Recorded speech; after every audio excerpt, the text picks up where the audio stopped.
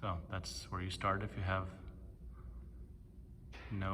if this is challenging enough. Then from here we can make it harder. We can elevate the heels, make it a little less efficient.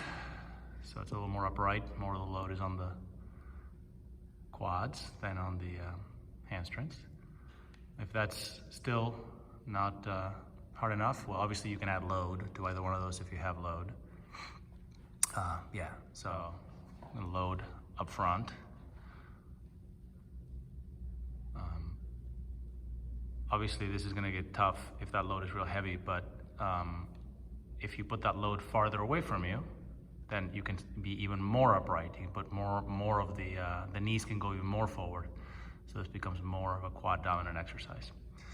Then the next step could be you can do a pause squat or a pause squat with heels elevated, it doesn't matter.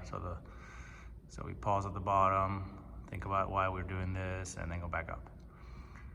Obviously the longer the pause, the harder it is. Then we can also do slow tempo on the way down, followed by a pause, followed by a fast up.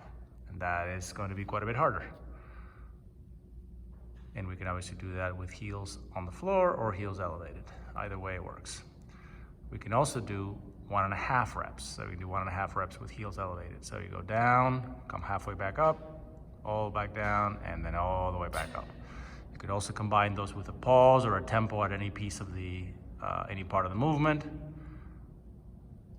So that's 1 rep.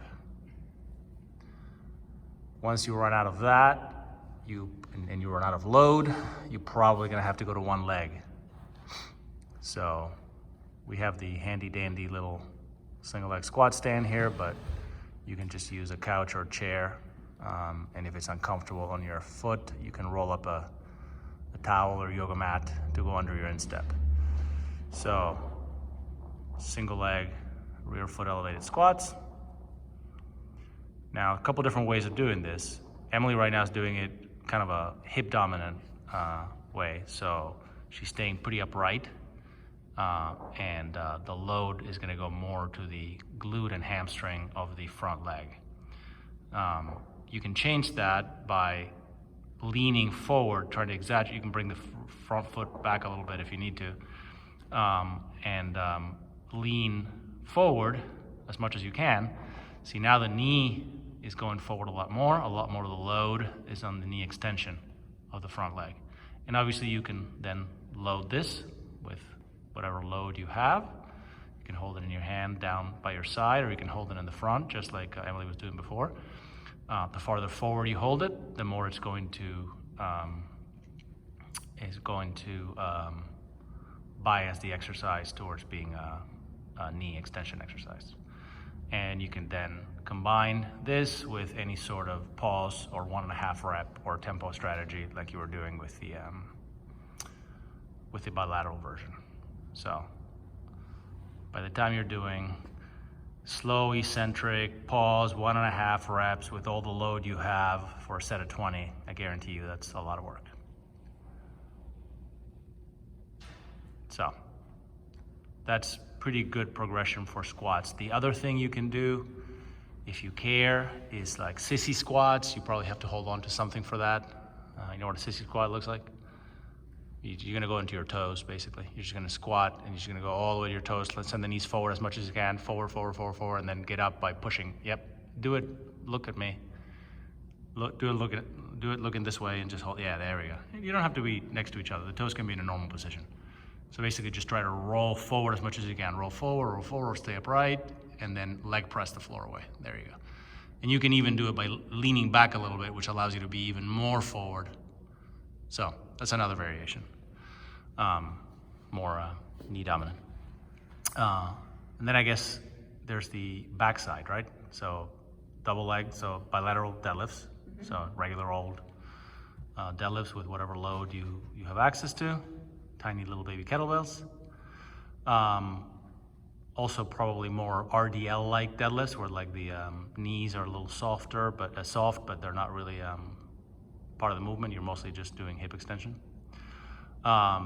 From there, you're probably gonna move to doing good mornings. So that load is gonna move farther away from the hips. So you can put it in front to start.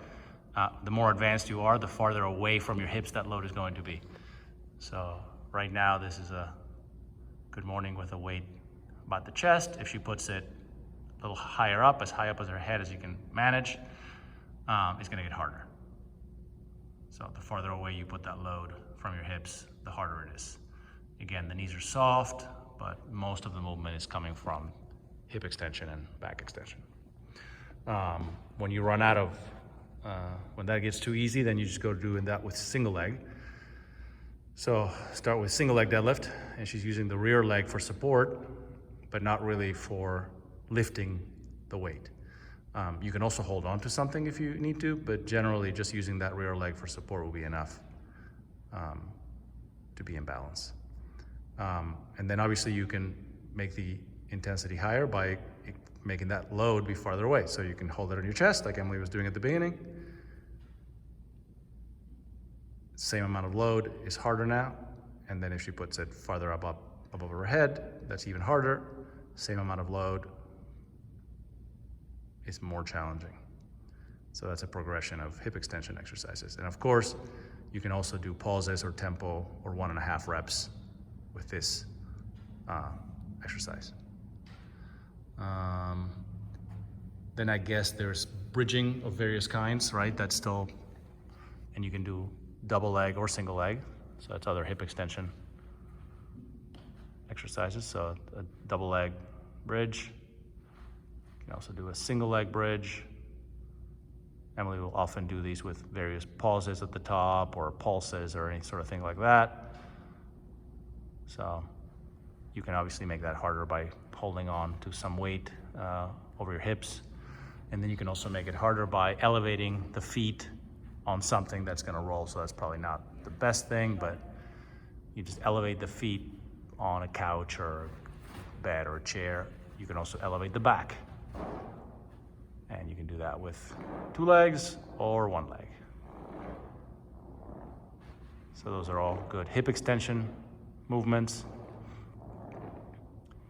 These bridges are not as loadable as the other movements. And then you got reverse hypers, which you can do holding on to something. So you can just hold on to, in your house, you can hold on to a table, or you can hold on to a counter or something like that, and do reverse hyperextensions. And it doesn't take much weight by your ankles to make this challenging. So if you can, add a little bit of load, that's actually pretty difficult already.